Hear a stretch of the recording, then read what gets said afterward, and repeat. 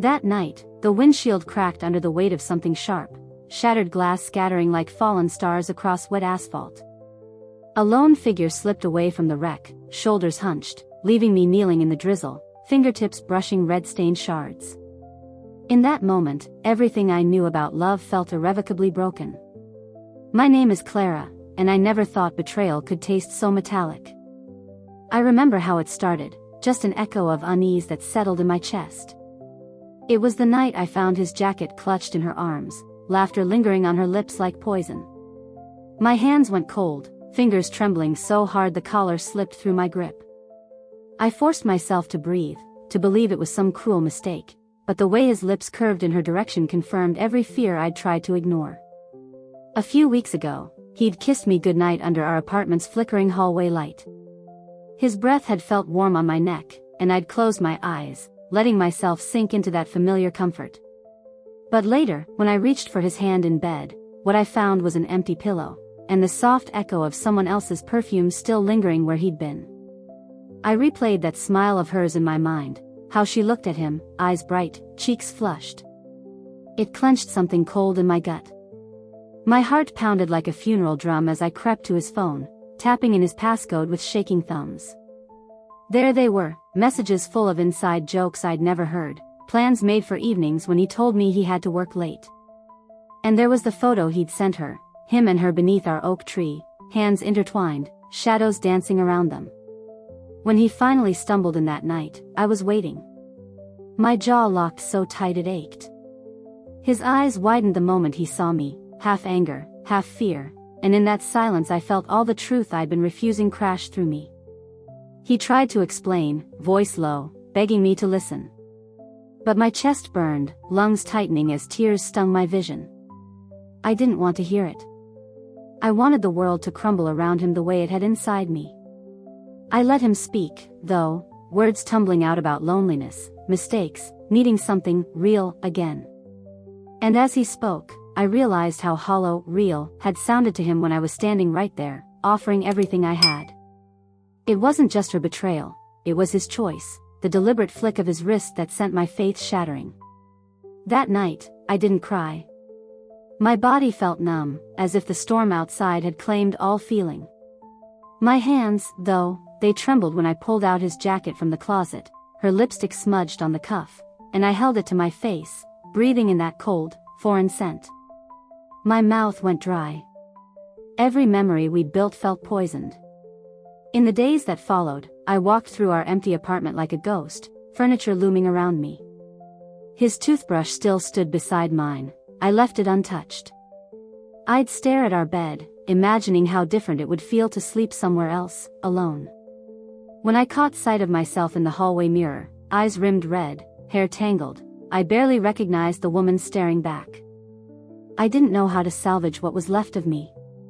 Everything felt fragile, like a cracked porcelain vase on its last stand. That's when I began to plan. Not with rage that flared and burned out, but with this quiet, suffocating resolve.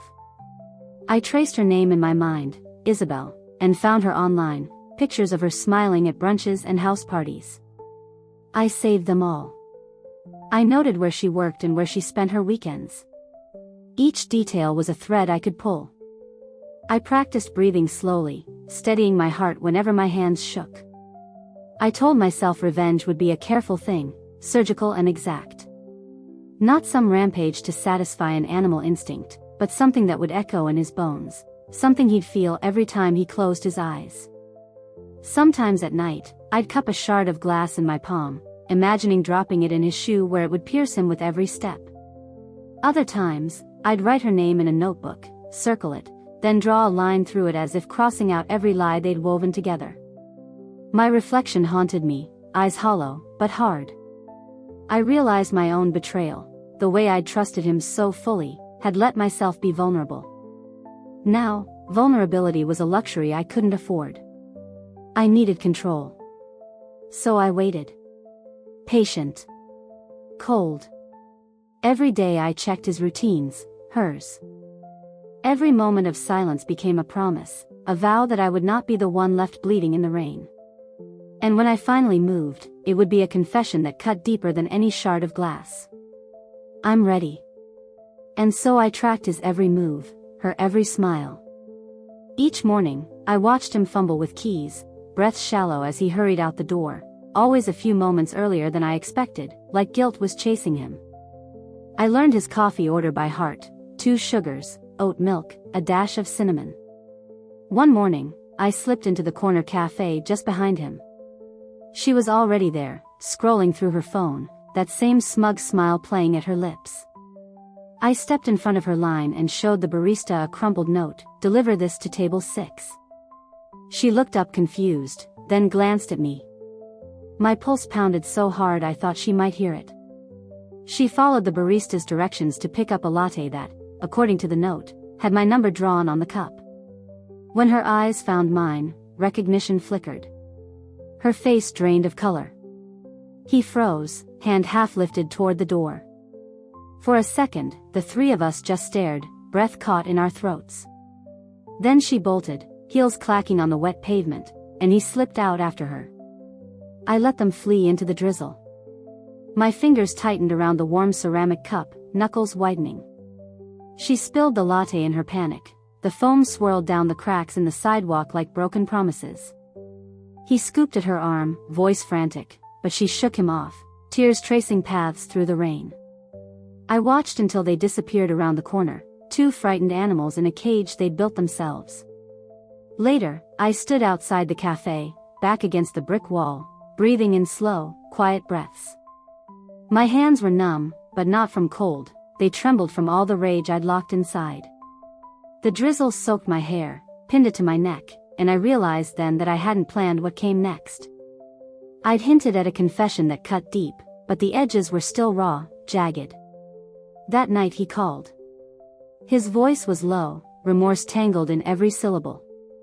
He said I'd scared her half to death, that he'd broken things off again. He begged me to stop, at least for now, pleaded that our history deserved mercy. My heart thudded painfully. I could almost feel the distance between us widen, a chasm he'd carved himself. But I stayed silent through his apologies, letting that crack echo in the line until he broke first. When I finally spoke, it was calm, measured. "Do you think an apology wipes this away?" I could hear him swallow hard. "I'm sorry," he whispered. "But..." I let the pause stretch, full of all the nights I'd spent crying into my pillow, tasting her perfume on his collars. Then I told him, "No. It's just beginning." A few days later, I found her address in his sent messages, her name and apartment number typed in the Notes app, as casual as groceries on a Sunday list. I watched her building from my car one gray afternoon, headlights off. She stepped outside, bag slung over her shoulder, phone pressed to her ear. She didn't see me slip out of the car, raincoat pulled tight. I approached her silently, rain soaking through my sleeves, heart hammering so loud I thought it might betray me. She looked up at the sound of footsteps and froze. Her lips parted, eyes wide with that familiar, vulnerable fear. I held up his phone, screen lit with a message: "Miss you at home." I said nothing. She stared, her breath catching. Then I whispered, "He wanted you to have this." I let the phone slip into her hands. Her muscles went rigid, tears welled, mingling with the raindrops on her cheeks. She tried to speak, but only a strangled sob escaped. I turned and walked away, every step measured, deliberate. My coat swished behind me, blending with the night. Back in my apartment, I locked the door and leaned against it, shoulders shaking. The room was silent except for my ragged breathing. My hands still trembled as I set a fresh kettle on the stove. Steam curled upward, warm against the chill in my bones. I poured hot water into my mug, stirred in a spoonful of revenge, sweet, bitter, necessary. I didn't sleep that night. Instead, I sat by the window, watching the city lights blur in the rain. Every time I blinked, I saw her face, him stumbling through his guilt, my own reflection wearing something I barely recognized: strength. And when the storm finally passed, I knew what I had to do next. I woke to the weight of something unresolved pressing in my chest. The apartment was quiet, too quiet, like it was holding its breath with me. My hands still tingled from the night before, the grind of the cup ceramic a dull throb in my palm. But there was no rest, not until every truth had been laid bare. I gathered the proofs I'd kept hidden. The first was a photograph, edges curled and soaked at one corner where I'd dropped it in tears. I held it up to the pale light filtering through the curtains, him, smiling with her beneath our oak tree, the same shot I'd discovered on his phone. You could almost feel the warmth of their skin touching, the way his fingers curled around her waist. My stomach twisted as I stared at the frame. The image was so intimate, so tender, it burned. That's when I knew I would use it against him, not in court, but in a way that would echo every time he closed his eyes. The second proof was a screenshot of their messages. I pulled out my phone and opened the image file, 3 lines of text in her messy script, time-stamped late night, on the screen. It read, "I wish you were here, this feels right. Me too. Soon. Can't wait." Seeing those words again made my vision blur. The softness of that "soon" stabbed me like a knife. Her words had a warmth I'd thought only I could bring him. Holding that screenshot, I felt both rage and heartbreak coiled together, ready to spring. I slipped the photo into an envelope and taped it shut, no names, just the image. Then I forwarded the screenshot to my own email, adding a single line in the subject, "Read this when you think you're safe." I didn't send it anywhere yet. I needed the moment to be perfect, when he'd least expect it, and when she'd feel it most. Over the next stretch of days, though I can't say how many, the rhythm of my life became an obsession with timing. Whenever I saw him at the door, I watched the way his shoulders slumped, how quickly he'd glance around for signs of my presence. Whenever I imagined her face, I heard the echo of her laughter in my mind and felt my jaw clench. I practiced saying her name, Isabel, under my breath, tasting the word like poison, feeling how it curled around my tongue. One afternoon, I sat on the steps outside our building with the envelope resting on my lap. The rain had finally let up, but everything still felt damp, the bricks, the air, my own skin. I considered just mailing the photo to her boss or slipping the screenshot under her door. But I realized that she deserved a moment when the truth would hit her not like gossip, but like betrayal itself. So I waited. He showed up, late, as always, with that half-guilty smile. He set his bag down, and our eyes met. My heart thudded, but I kept my face neutral. He tried to hug me, soft and tentative. I stepped back. He frowned. "Clara, what's wrong?" I reached into my coat pocket and flipped the envelope at his feet. It slapped against the concrete. He bent to pick it up, brow furrowed. I watched him open it, saw the photograph slide free. His breath hitched. He looked up at me, eyes wild. Before he could speak, I said, "Look at her face. Tell me she isn't the reason you can't breathe around me anymore." He stumbled backward. Rain-damp curls stuck to his forehead. I watched the color drain from his cheeks. Then he looked down again, hands shaking as he picked up the photo. "That's," he began, voice cracking. "It's her," I finished. "And that message," I held up my phone. "Read it." He tapped the screen, and when the message appeared, his lips quivered. I saw tears welling in his eyes, but I kept my voice steady. "You thought you could cover it all, your silences, your excuses. You thought I wouldn't notice." He dropped the photo, as if it burned him. The envelope fluttered open, spilling the proof across the steps.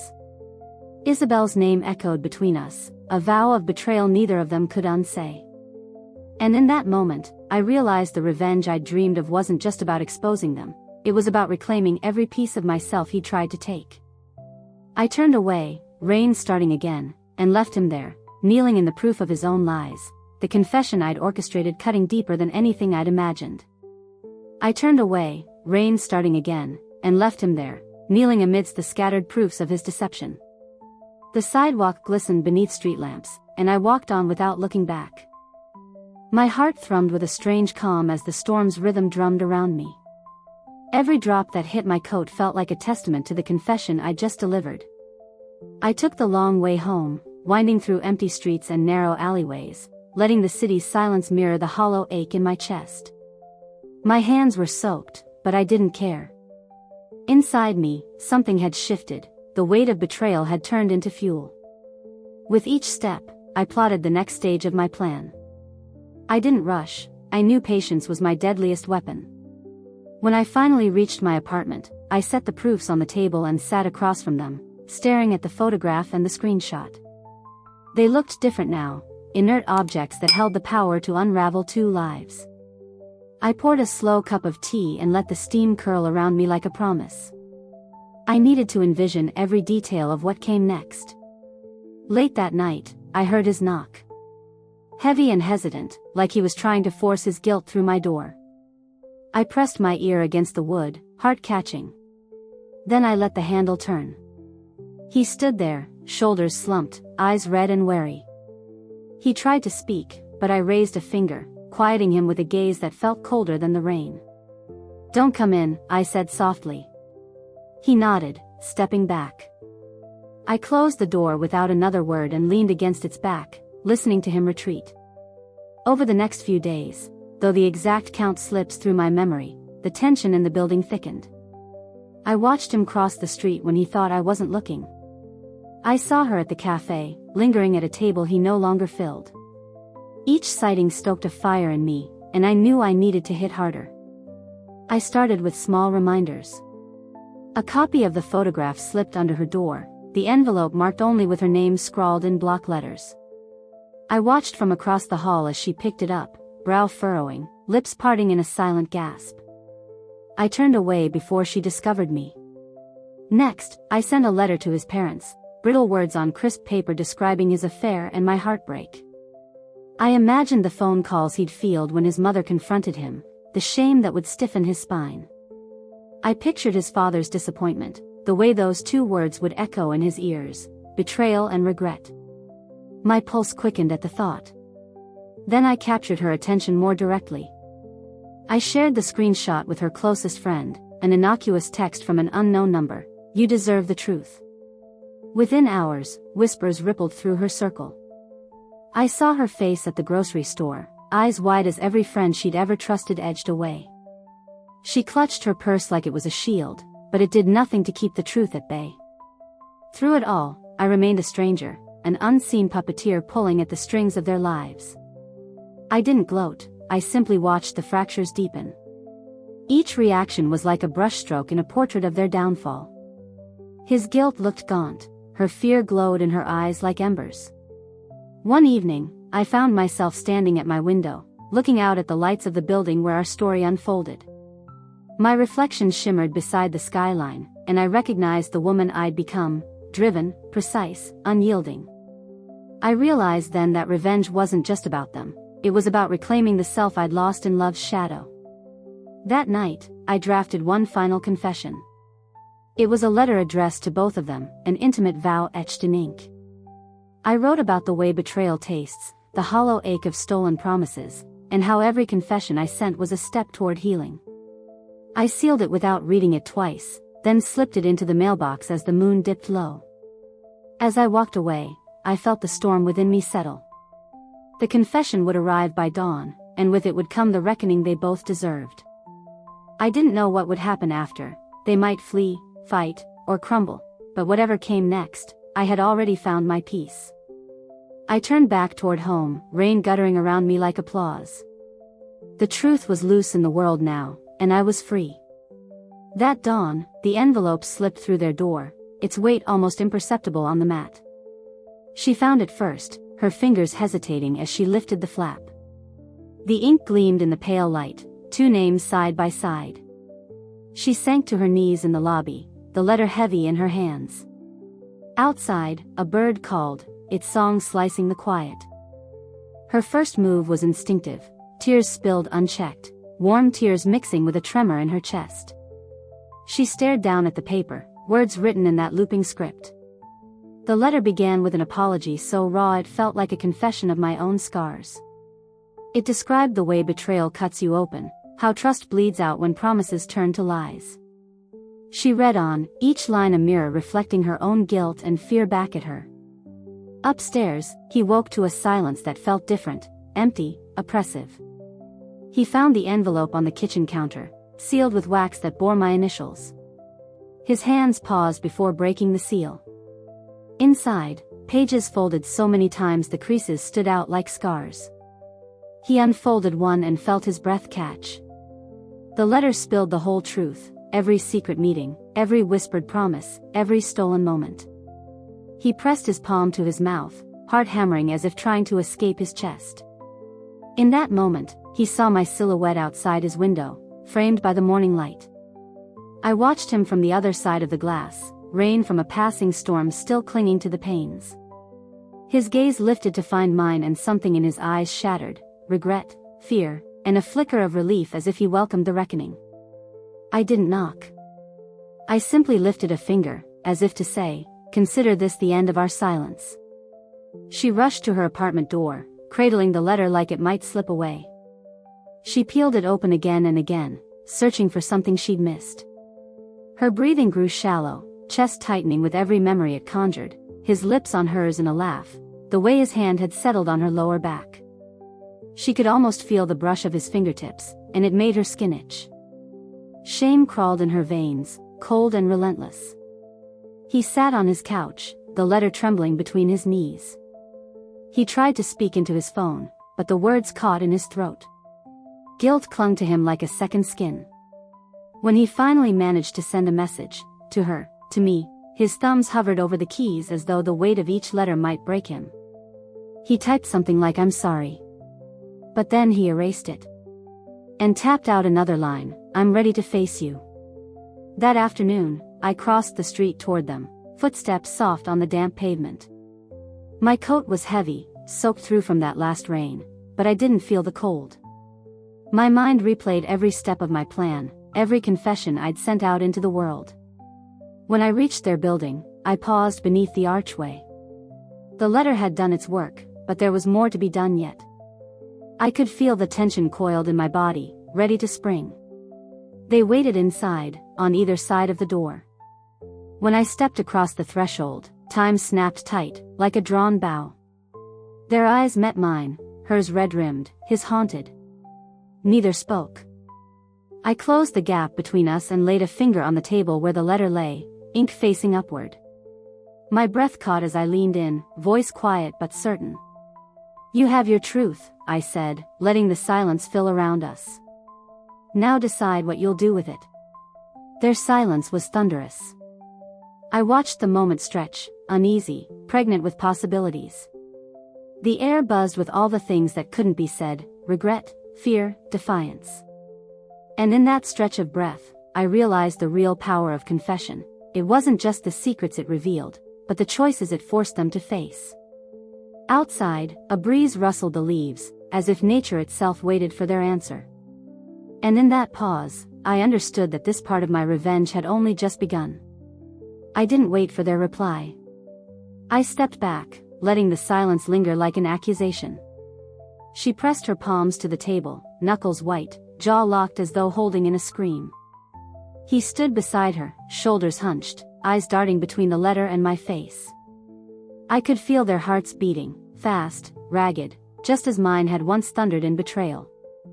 Without breaking eye contact, I turned and walked toward the window. Rain began again, tapping soft patterns on the glass. I pressed my hand to the cool surface and watched droplets trace ribbons down the pane. Behind me, they shuffled. Their footsteps sounded tentative, as if afraid the floor might give way and swallow them whole. "I'm leaving now," I said, voice steady.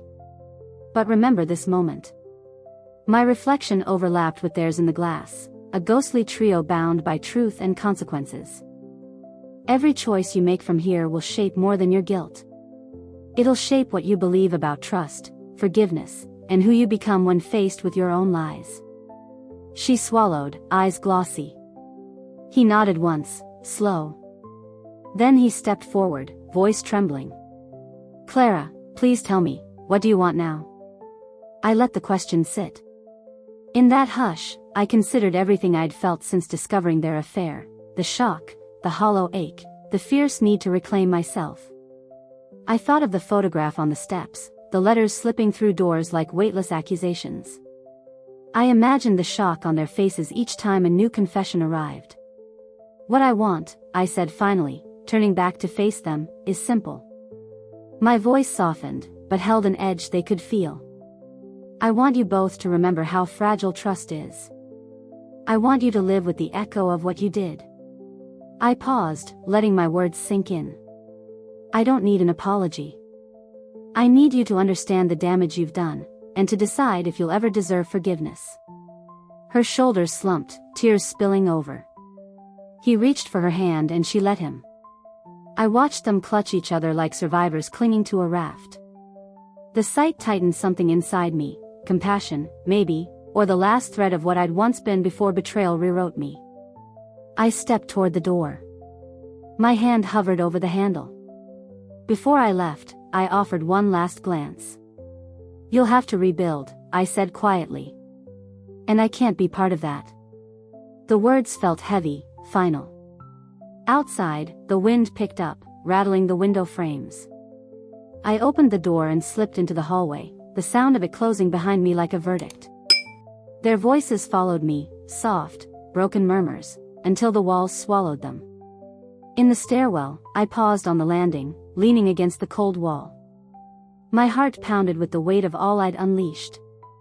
I closed my eyes, imagining the years they'd carry this moment, the sting of their own words, the memory of my confession's power. I pictured them learning to speak truth to each other, or maybe to no one at all. A distant siren wove through the night air. I breathed in slowly, tasting damp concrete and rain-wet coats. My hands unclenched, and I realized the storm in me had quieted. Revenge had been my storm, but now it was overcast calm. I descended the stairs, each step a measure of purpose. By the time I reached the street, the rain had stopped. Puddles reflected street lamps and neon signs, fractured mirrors of my resolve.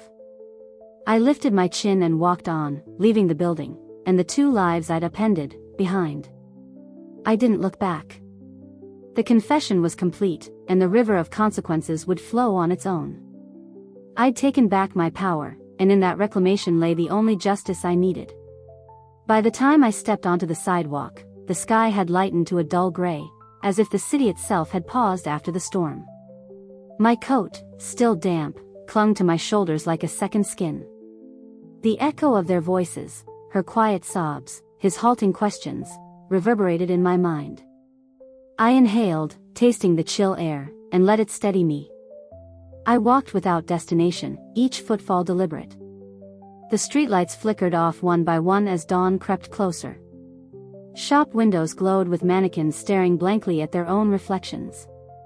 I wondered if they judged me too, a stranger passing through their staged lives. I smiled wryly at the thought. Trust, I realized, was always a performance. At the corner cafe where it began, I paused. The barista on morning shift looked up, recognizing me from that coffee order I'd memorized. He offered a nod. I returned it with a quiet tilt of my head. Inside, the tables were empty save for one, still sticky with the remnants of spilled latte. I considered wiping it down, erasing my footprint, but decided against it. That stain of betrayal deserved to stay. Instead, I found a seat by the window. Steam rose from my tea in gentle spirals, and I watched the street awakening. A delivery truck rumbled past, tires hissing on wet pavement. A cyclist darted through puddles, oblivious to the scars beneath the surface. I traced droplets sliding down the glass, each one holding a memory I'd set in motion, the photo under her door, the letters to his parents, the confession that shattered their alliance. My phone buzzed, an anonymous number. I didn't check it. I knew who would still try, him, searching for closure, or her, craving a shred of explanation. But I'd given them enough. The power shifted the moment I turned away from their door. Anything they sent my way would be empty echoes. Across the street, a young couple huddled beneath an umbrella, whispering apologies and promises. Their closeness jolted something in me, longing, maybe, for a trust unbroken. I pushed the feeling aside. I wasn't here to rebuild, I was here to observe. Healing, I understood now, was a path they had to walk alone. The barista returned with my change. He hesitated, then spoke in a low voice. Are you okay? His concern was genuine, uncomplicated by history. I met his gaze, surprised by the simple kindness. I will be, I said, drawing in a breath. Thank you. He nodded and moved on to the next customer. I sipped the tea, noting how its warmth spread through my chest. It reminded me that even after the coldest betrayals, something inside you can still thaw. The image of my reflection shimmered against the window, eyes clear, jaw set, shoulders squared. I recognized her, a woman forged in confession and release, neither victim nor villain, but something new. When I stood, the cup felt light in my hand. I tossed it into the bin by the door, and it clattered as it landed. The sound felt decisive, like the final line of a confession. Outside, the first bus of the morning hissed to a halt. I climbed aboard and found a seat by the window. As the bus pulled away, the cafe receded behind me, its sticky table, its quiet questions. The city unfolded in front, rows of buildings, people crossing streets, neon signs blinking awake. I leaned my head against the glass, letting the motion soothe the lingering tremor in my hands. I didn't know what awaited me at home. Old photographs lay untouched on my dresser, unanswered letters sat in the inbox. But I felt ready. Ready to face whatever came next with the same resolve that had carried me through the confession. The story of my revenge would become the story of my healing. The bus rattled over a bridge, and below, the river cut through the city like a silver ribbon. I watched it flow, unending, relentless. And I knew that my own river had turned a corner. I closed my eyes and let the journey carry me forward, leaving the echoes of betrayal behind as the morning light bathed everything in promise. I opened my eyes as the bus rattled past worn warehouse walls and familiar street signs. When I stepped off at my stop, the air felt warmer, thicker, like the world had shifted while I was drifting between memories and sunlight. I clutched my coat tighter around my shoulders, half expecting to hear the echo of confessions still ringing in the back of my mind. Home loomed at the end of the block, a narrow brownstone whose windows caught the morning glow. I hesitated on the stoop, palm resting against the chipped paint of the door. My reflection flickered in the glass pane, eyes steady, lips parted, as though I was holding my breath. For a moment, I worried I'd forgotten how to open it, how to step behind that threshold without flinching at every shadow. Inside, silence folded around me. The floorboards creaked under my feet, as though warning me of my own footsteps. I shrugged out of the coat and dropped it over the back of a chair. Then I crossed the room in slow, purposeful strides, scanning for reminders of who I used to be, the framed photograph of us beneath the oak, the stack of our favorite novels on the shelf. I held my breath when I reached the oak tree picture. The frame lay face down on the table, cracked glass exposing the printed image. I'd done that, long ago, when betrayal first settled like a stone in my gut. A low groan echoed through the hallway, my phone, buzzing against the coffee table. I picked it up and glanced at the screen, a message from an old friend, Julia. Hey, we can't keep pretending everything's fine. Coffee tonight? My thumb hovered. I stared at the clock, 6:15. My heart fluttered at the thought of meeting someone who didn't know my scars. My voice caught as I typed, okay. Then I deleted it. Then I typed again, yes. Walking to the kitchen, I flicked on the kettle, listening to it sputter before the hiss of boiling. I filled my mug with hot water and dropped in a tea bag.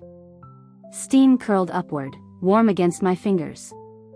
My mind replayed the revelation I'd forced into the world, then circled back to tonight with Julia, unscripted, unsent. The idea of trust felt strange, unfamiliar.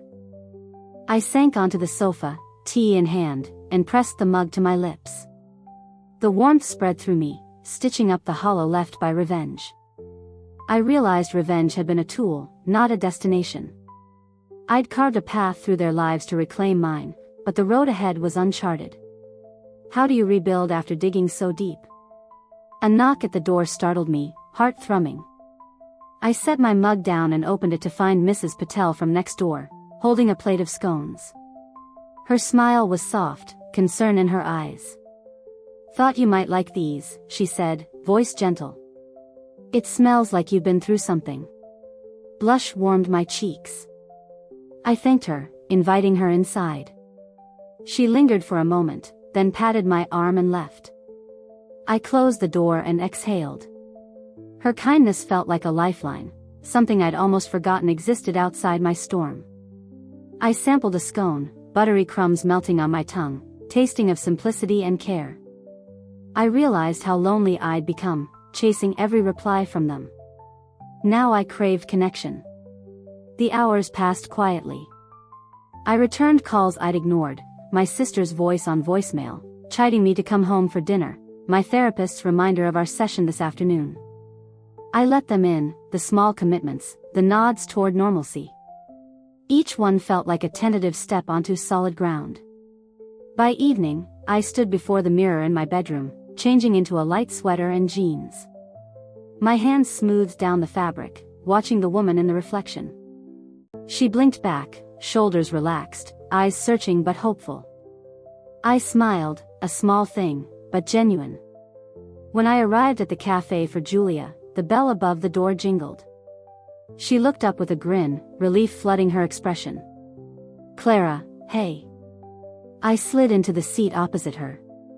The table wobbled, and we both laughed, the sound easy, uncharged. Julia reached for my hand. "I've missed you," she said. "Really missed you." I nodded, voice catching. "Me too." We ordered lattes and talked about her work, my recovery, the absurdity of pandemic hobbies. No secrets, no games. Just two friends breathing in a moment that wasn't about betrayal or revenge. As we spoke, I felt the river of life flowing back into me, carrying me beyond the story I'd written for them into the story I was still writing for myself. I watched the sunrise spill gold across the rooftops as I walked back from Julia's, the morning air turning cool again, like a reminder that nothing stays warm forever. My reflection passed in shop windows, a woman whose jaw was no longer clenched and whose eyes carried something softer than steel. Still, every shadow caught at my attention, memory flickering behind my gaze. Inside my apartment, the framed oak tree photo lay on the coffee table, its broken glass still glinting in the light. I hesitated before touching it. This relic had once held my heart captive. Now, I lifted the frame gently and set it face down on the windowsill, the image hidden but not forgotten. It felt right to let the past rest just out of sight. I filled a canvas tote with a notebook, pens, and a half-drunk bottle of water, then slipped out again. No destination in mind, I followed my feet downhill until I reached the riverbank. Grass still glistened from last night's rain, and the path curved beside the water's edge. I paused at the guardrail, watching the current flow, silent, relentless, carrying leaves and petals in its wake.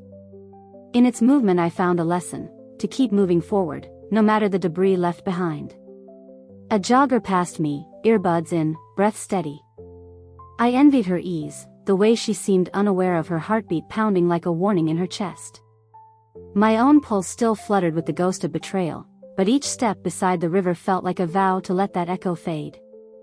I unzipped my tote, took out the notebook, and wrote one word at the top of the page: begin. I spent hours there, scribbling lines that floated between confession and hope. I wrote about the way truth can crack open your chest and how revenge once felt like the only salve.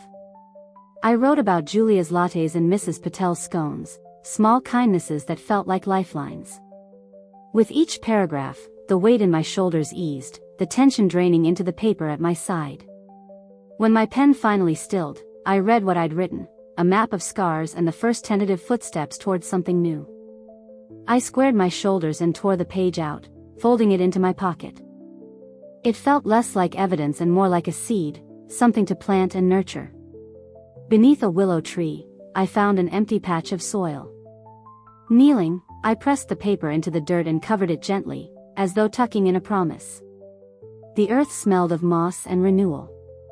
A breeze stirred, and a few petals drifted down, settling on the spot. I smiled, brushing a stray lock of hair from my face. The sun climbed higher, and I rose with it, brushing soil from my hands.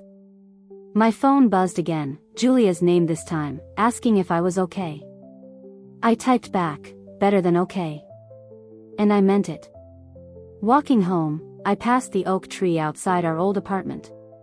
Its branches reached upward, leaves whispering in the breeze. I reached out and let my fingers skim the rough bark, feeling its solidity beneath my touch. No words came, I simply stood there, taking in the steady presence of something that had outlasted storms. Back in my apartment, I hung the broken frame face down on the wall, no longer hidden but acknowledged as part of the landscape of my life. I unpacked my tote, the notebook, the pens, the empty bottle. I crossed out, "Begin," on the cover, then wrote beneath it in sturdy letters, "Continue." The hours settled around me like a soft blanket. I made a simple dinner, a bowl of soup and fresh bread, tasting each spoonful with gratitude. As twilight fell, I curled up on the sofa with Julia's text still glowing on my phone, "Coffee tomorrow?" I considered replying immediately, but let the moment linger. I was no longer rushing, no longer chasing closure. I closed my eyes and breathed deep, imagining every future step unfolding naturally. When I finally tapped out, "Yes, tomorrow," it felt like the first true word of a new chapter. And as I set my phone aside, I realized that the story I'd been writing for myself was just beginning, and this time, I held the pen. I woke to pale light filtering through the curtains, the low hum of traffic drifting in from the street. My apartment felt different this morning, calmer, quieter, as if the walls themselves were catching their breath. I stretched, legs heavy but grounded, and reached for my notebook on the bedside table. The last entry glowed in my memory like a promise, "Continue." I closed my eyes and let the quiet settle before rising. When I padded into the hallway, I found a small package waiting at my door. No return address, just my name scrawled in familiar handwriting I hadn't seen in weeks. My heart thudded, hard and slow, as I scooped it up. The cardboard felt light in my palms, too light for anything substantial. Inside lay a single, unmarked envelope. I hesitated, fingertips trembling, before sliding the flap open. The paper was thick, creamy, and on first glance blank, but tucked inside I discovered a thin, yellowed receipt. The print was faded, the name of a pharmacy, a date stamped, "late evening," and a list of generic-sounding medications. Beneath it, in the same script, one line, "I never wanted to hurt you." My breath caught. I pressed the paper to my chest, feeling its ragged edges against my heart. My mouth went dry as memories of our last confrontation flooded back. I considered tossing the envelope into the trash and closing the door on whatever remained of his life. My hands shook as my pulse spiked, every nerve felt vulnerable under my skin. But something, curiosity, or the last spark of compassion, won out. I folded the paper and slipped it into my coat pocket, pinching the fabric so tightly I left a faint red imprint. The morning slipped past in a blur.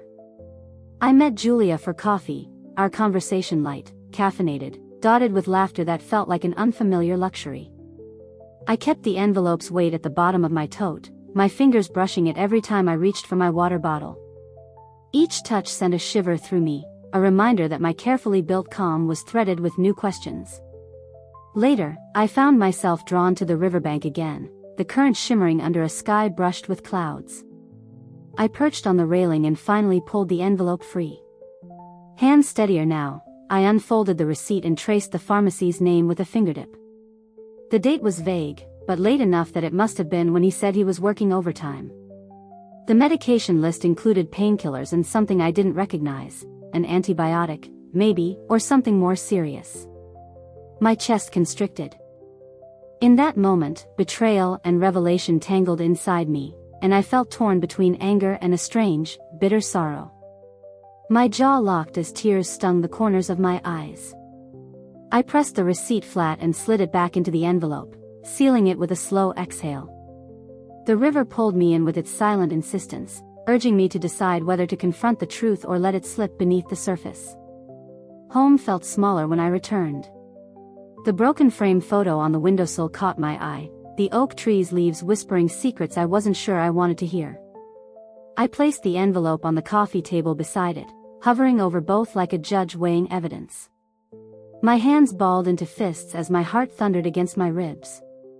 I realized then that my simple vow, to leave them with the echo of their lies, had unleashed more questions than answers. I sank onto the sofa, mouth dry, as the weight of his unspoken words pressed down on me.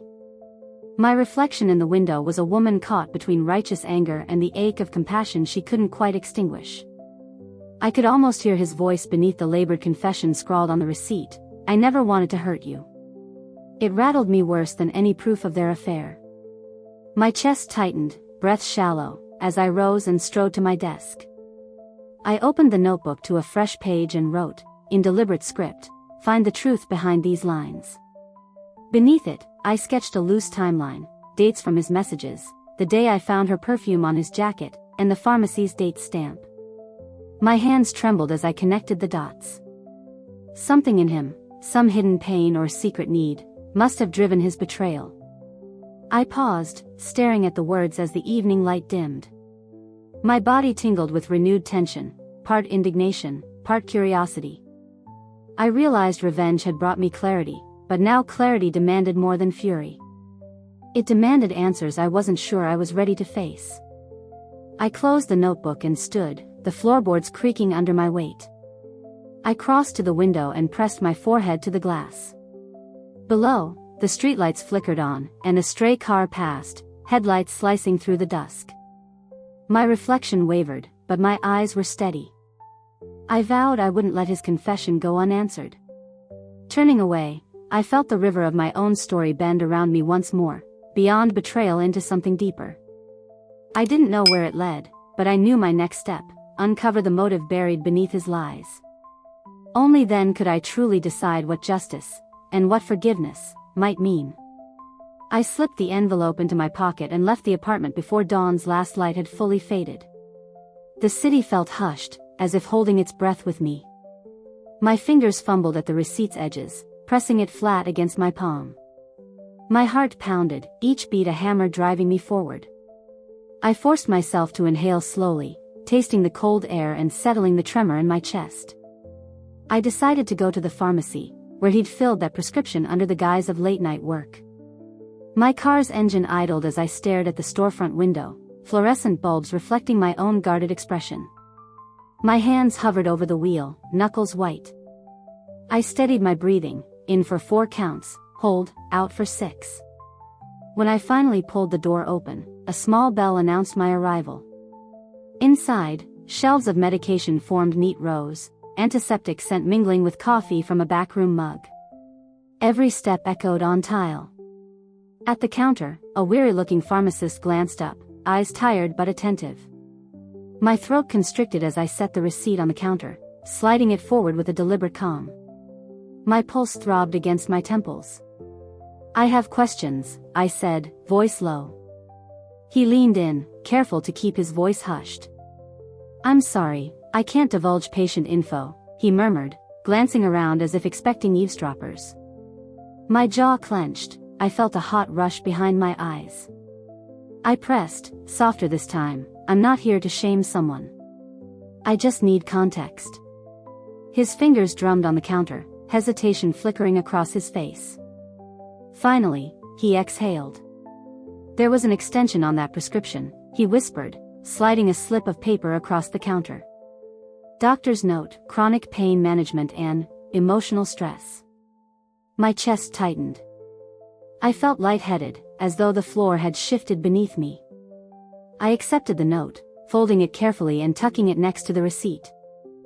"Thank you," I managed, voice trembling. Outside, the morning air felt sharper, slicing through my coat. I leaned against the building, closing my eyes. My mind raced. Chronic pain? Emotional stress? The words tangled with memories of his half-admissions, late nights, unexplained absences, whispers of exhaustion. My body hummed with contradiction, indignation at his betrayal, pity for his unseen struggle. I pressed a hand to my forehead, trying to slow the whirl of emotion. I decided to follow the doctor's note, to the clinic address scrawled in faded ink. By the time I reached the waiting room, the antiseptic sting of another fluorescent light greeted me. Patients sat with bowed heads, and I felt intrusive standing at the door. My reflection shimmered in the glass, determined, uncertain, raw. I swallowed hard and stepped inside, heart thrumming like a frantic drum. At the nurse's station, I explained I was there for records clarification, fabricating a deadline for legal reasons. Each word tasted bitter, but the tremor in my voice betrayed me. The nurse frowned, studying my expression. "You'll need authorization," she said, withholding more. My stomach clamped shut. Without proper clearance, I'd hit a wall. My breath caught. I pressed my palms flat on the desk to ground myself. I left the clinic with questions multiplying. Was he medicating pain he'd never mentioned? Was her betrayal born from desperation he couldn't reveal? Standing on the curb, I ran fingers through damp hair and closed my eyes against tears I refused to shed. My chest constricted with both rage and concern, an impossible knot of feelings I hadn't anticipated.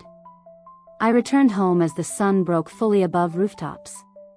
In my apartment, I spread the receipt, pharmacist's note, and doctor's slip across the table.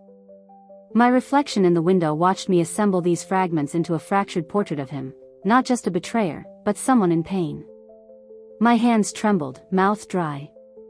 I realized vengeance had led me here, but compassion threatened to unravel every conviction I'd forged in anger. I sank into a chair, eyes blurring as I pressed the notes to my face and felt their truth seep in. Betrayal still burned, but beneath it lay something more, his hidden suffering. My body trembled with conflicting need, to expose him or to heal him. I closed my eyes and let the fragments settle. The next move would define everything. And I, for the first time, wasn't sure if I wanted revenge or redemption. I stood in the dim light of my living room, the 3 scraps of paper spread before me like accusing witnesses, the pharmacy receipt, the doctor's note, and that final prescription slip. My fingers hovered over them, heart pounding so loud I was sure anyone on the other side of these walls could hear it. Everything I'd prepared, every confession I'd sent, had been about exposing their lies, but now I was staring at evidence of his pain. I paced, restless, the hardwood creaking under each step. My hands clenched and unclenched at my sides, skin tingling with the tension of betrayal and the pull of compassion. I'd thought revenge would feel triumphant, but instead it brought me here, torn between fury at his deceit and shock at his hidden suffering. Part of me wanted to rip open that door and demand answers, another part wanted to cradle him and whisper that it wasn't too late to heal. I grabbed my keys and jacket. I needed clarity, needed to see him, face to face, and hear whatever he had to say. The night air hit me as I slipped outside, cool and damp, a quiet reminder that everything shifted when you dared to step into the unknown. I drove without really thinking, following the route I'd memorized, past the oak tree where we'd laughed, past the cafe where I'd ambushed them both, and finally to the street where he lived alone now. His front door was dark but unlocked, as if he'd been waiting for me or simply too exhausted to secure it. I paused in the entryway, breathing in the stale scent of his apartment, faint coffee grounds, a hint of antiseptic from the prescriptions he'd been collecting, and beneath it all, a scent I recognized only too well, fear. I found him in the small living room, curled on the floor beside the sofa, forehead pressed to the carpet. His eyes fluttered open when he heard me enter, confusion flickering before the shame settled in.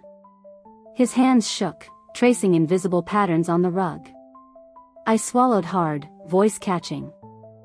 "I saw the notes," I said, gesturing to the piled papers I'd set on the coffee table. "I know you were hurt, but you lied to me." He pressed his hand to his chest, as if to still his racing heart. "Clara, his voice trembled, as though he were still learning how to form words. He sat up, legs folding beneath him awkwardly. "I never meant for any of this to happen." I sank to the floor opposite him, arms wrapped around my knees. My jaw ached from clenching it so tightly. "But you did," I whispered, tears prickling the back of my eyes. "You betrayed me, and you betrayed her." He closed his eyes, as if gathering courage. When he spoke again, it was soft, raw. "I was diagnosed, something I didn't tell you because I was scared. Chronic illness, Clara. Pain that never let me rest, and the meds, they changed me. I felt so alone." He swallowed, eyes glistening. "I found her at a support group. Someone who saw me wobble on my own 2 feet and didn't run away. I never wanted to leave you, but I didn't know how to stay and be broken. My breath caught. My cheeks burned, not with shame, but with the ache of understanding his fear. My hands trembled against the carpet. "You could have told me," I said, voice barely more than a rasp. "I would have helped you." He reached out, fingers hovering between us. "I know that now." His gaze dropped to our outstretched hands. "I'm so sorry." In the hush that followed, I felt the last of my anger unraveling, threads of it dissolving into empathy. My chest tightened with the weight of all we'd lost, and the fragile hope of what might still be salvaged. I stood, holding out my hand. The air between us seemed to shiver. He looked up, uncertainty warring with relief in his eyes. I let my hand hover a moment longer, then dropped it to my side. "I don't know if I can forgive you yet," I said. "But I want to try, to learn why you felt you had to hide your pain. Because if revenge was about justice, maybe forgiveness is about healing." He nodded, tears tracking silent paths down his cheeks. "Thank you for giving me a chance." I turned away, unsure of where this path led, but certain that for the first time in weeks, I wasn't walking it alone. My reflection in his window caught the streetlight, eyes softer than before, shoulders less tense. And as I stepped back into the night, I realized the real confession wasn't about exposing lies, but about uncovering the truth we'd both been too afraid to share. That morning, sunlight filtered through the curtains as I traced my reflection in the window. Suddenly, the weight of yesterday's confession felt lighter, replaced by a curious flutter in my chest. I moved deliberately through my apartment, gathering stray papers into a neat stack and placing them in a drawer. Everything felt fragile but honest now. My hands were steady as I brewed a pot of tea, steam curling upward like tentative hope. I toyed with my phone, debating whether to call him. His number sat in my contacts like a promise. Finally, I tapped dial and listened to the ringing echo in my ear. When he answered, his voice was quiet, uncertain. We exchanged cautious greetings, each syllable heavy with unspoken questions. I suggested we meet. He agreed, relief evident in the way he inhaled each word. We set a vague time, just after midday. Later, I wandered through my favorite park, the path lined with trees whispering overhead. My notebook lay open in my tote, inked pages waiting for fresh thoughts. I wrote about forgiveness, about how it might feel less like surrender and more like a gentle bridge.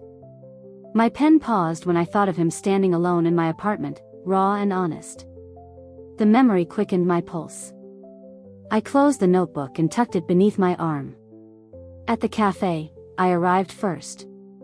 The place was warm, scent of pastries drifting in the air. I chose a seat by the window, watching shadows dance across empty tables. I sipped my tea, focusing on its warmth as my heart fluttered. When he entered, hesitance weighed each step. His eyes met mine, and in that moment, everything we had endured converged in a single breath. I stood, and he offered a tentative smile. We sat face to face, words slow at first. I spoke of my fears, how betrayal had hollowed me. He listened, shoulders slumped, shame softening his features. Then he shared more, fears he'd never voiced before. His isolation, the pain he'd endured, the guilt that chained him. My chest ached at his raw honesty. I reached out, fingertips brushing his hand. He didn't recoil. Instead, he closed the gap between us gently, fingertips resting against my knuckles. Time slipped away as we talked, weaving fragile threads of understanding. The cafe's bustle faded until only our voices filled the space. I realized forgiveness wasn't a destination but an unfolding journey, one step at a time. When we parted, the sun had dipped low, painting the sky in muted hues. We didn't know what lay ahead, but we had rekindled a spark of trust.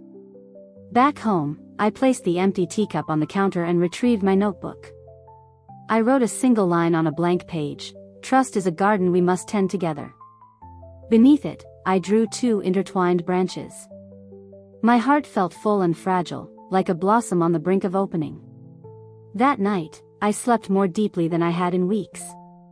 My dreams were calmer, filled with echoes of laughter and shared silence. In the quiet hours before dawn, I woke with a soft smile. I knew the path forward would demand patience and courage, but I felt ready. The river of my story had shifted course once more, guiding me towards something I had both punished and cherished. Over the following days, I found myself noticing small miracles, the way early light glinted on dew, the tentative warmth of his texts arriving at unexpected moments, and the gentle support of friends who had never left my side. Each felt like a reminder that healing was not a solitary journey but a shared endeavor, one that required both truth and trust in equal measure. Morning light crept across my desk as I opened my notebook again, tracing the interlaced branches I'd drawn.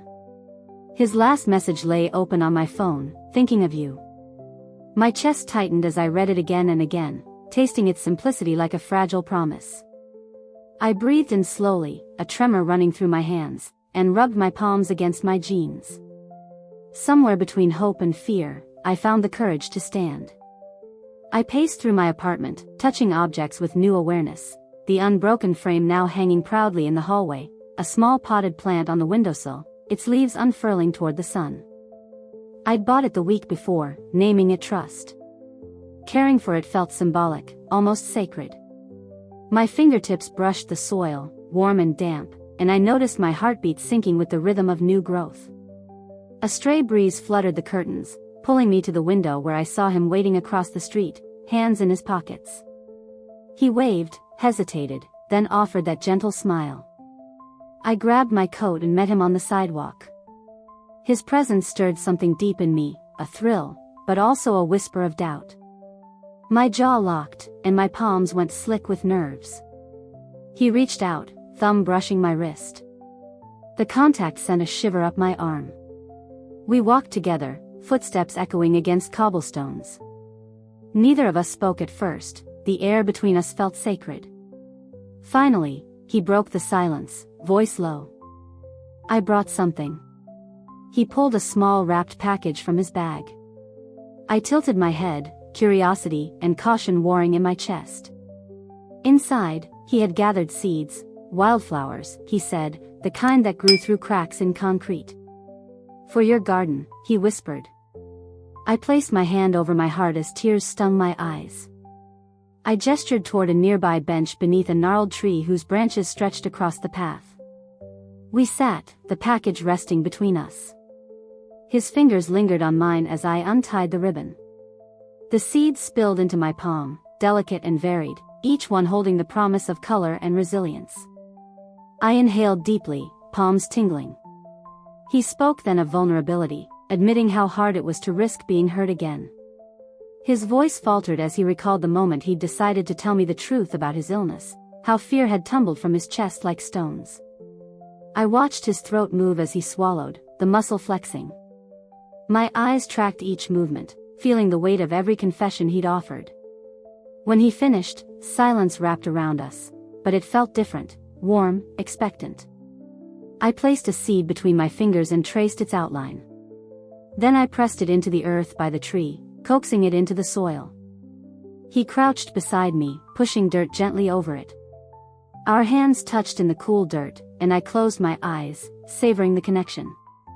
We stayed there until the sun dipped low, planting seeds in hope and apology. Some petals were destined to bloom in spring, others later, but each felt like a vow. I looked at him, face warm with fading light, and realized trust could be nurtured, growing slowly, not forced to sprout all at once. Later, back in my apartment, I filled a watering can and poured water into the pots by the window and the makeshift garden at the sidewalk. Hoses dripped and then stilled, droplets shining on the leaves. My hands were stained with soil and water, my heart lighter, yet aware that seeds needed more than one watering. They needed time, sunlight, protection from storms. As night settled, I wrote in my notebook, "We plant seeds together, uncertain of what will bloom." I closed the book and turned off the lamp. The world outside darkened, but inside me a gentle glow remained. Tomorrow, I thought, I would water again. And the day after. I lay in bed, face soft against the pillow, listening to the hum of the city. Somewhere out there was darkness and light interwoven, just like my own story now. I drifted towards sleep, knowing that tomorrow would bring fresh challenges, and fresh chances to grow. Dawn broke softly, and I woke to pale light dancing across the windowsill, tipping the leaves of every tender shoot toward the sky. In that still moment, I felt a peace I hadn't known in months. The air smelled of fresh rain and the faint sweetness of new blossoms. My gaze traveled across the pots lined up like sentinels of hope, each one holding a promise we had planted together. I rose carefully, sliding bare feet against cool floorboards, and moved toward the window, my reflection flickering alongside the garden we had coaxed to life. I filled the watering can and let a steady stream touch every seedling's roots. My hands, stained dark by soil yesterday, trembled with a mixture of pride and relief. When the last drop trickled into the earth, I set the can aside and cradled a single leaf between thumb and forefinger. It felt strong, resilient. It reminded me of how far we had both come, from betrayal and rage to confession and healing. I pressed the leaf gently to my lips, a silent promise. Moments later, he appeared in the doorway, the morning light haloing his silhouette. He carried 2 mugs wrapped in a towel, steam curling upward in delicate spirals. He set them on the low table without a word and met my gaze, his eyes reflecting the same wonder I felt inside. The air between us felt charged but calm, as if the world had paused to witness this peace. I settled onto the edge of the sofa, and he sat beside me, close but not touching, as though we were still learning how to share space without fear. He handed me one of the mugs. The warmth seeped into my palms. I inhaled its fragrance, ginger and honey, and closed my eyes. When I opened them, he was studying every line on my face as though memorizing a map. I exhaled and asked, voice soft, "How are you?" He paused, brow furrowing in thought. Then he breathed out. "I am grateful," he said. "And hopeful." He touched one of the seedlings on the windowsill, fingertips brushing its green tip. "I see us here," he murmured. "Growing." Our conversation unfolded slowly that morning, each sentence a step towards something neither of us could name fully. We spoke of gratitude and regret, of small victories and lingering fears. I admitted my own trembling doubts, recalling moments when I had wondered if trust could blossom again. He listened, shoulders slumped, voice gentle as he assured me of his unwavering care. When I asked him to promise one thing, his answer was simple: "I will keep tending this garden, and you." Later, we stepped outside into the crisp air and carried the potted seedling we had nurtured together to the spot beneath the old street tree. The soil was fresh and inviting. Side by side, we dug a small hole and set the plant's roots in place. As we patted the earth around it, our hands met, lingering until warmth spread through both our bodies. I sensed that in that touch lay every confession, every apology, every seed of trust we had planted in each other's hearts. When we finished, he wrapped his arm around my shoulders, drawing me close. We watched the sun climb higher, casting long shadows across the sidewalk. No words were necessary. In that silence, we shared everything we needed to say. As afternoon light warmed the street, we wandered toward the riverbank, hand in hand. The current glinted in bronze and silver, carrying leaves and petals in its wake. We paused on the footbridge and leaned against the rail, breathing in the river's song. I rested my head on his shoulder and whispered, "I am ready for what comes next." He smiled, kisses landing softly on my hair. "Me too." Below us, the water flowed unceasingly, a reminder that life moved forward, ever changing yet always carrying us onward. Together, we watched it, side by side, prepared to meet every twist and turn with the same patience and care that had brought us back to each other. When we walked home that evening, our footsteps fell in sync. The city lights blinked awake as dusk settled around us. Seeds we had planted in anger and love, doubt and forgiveness, now promised a future unchanged by betrayal, strengthened by it. Our story, like the river, had carved a new path, one defined not by the wounds we carried but by the blossoms we tended together.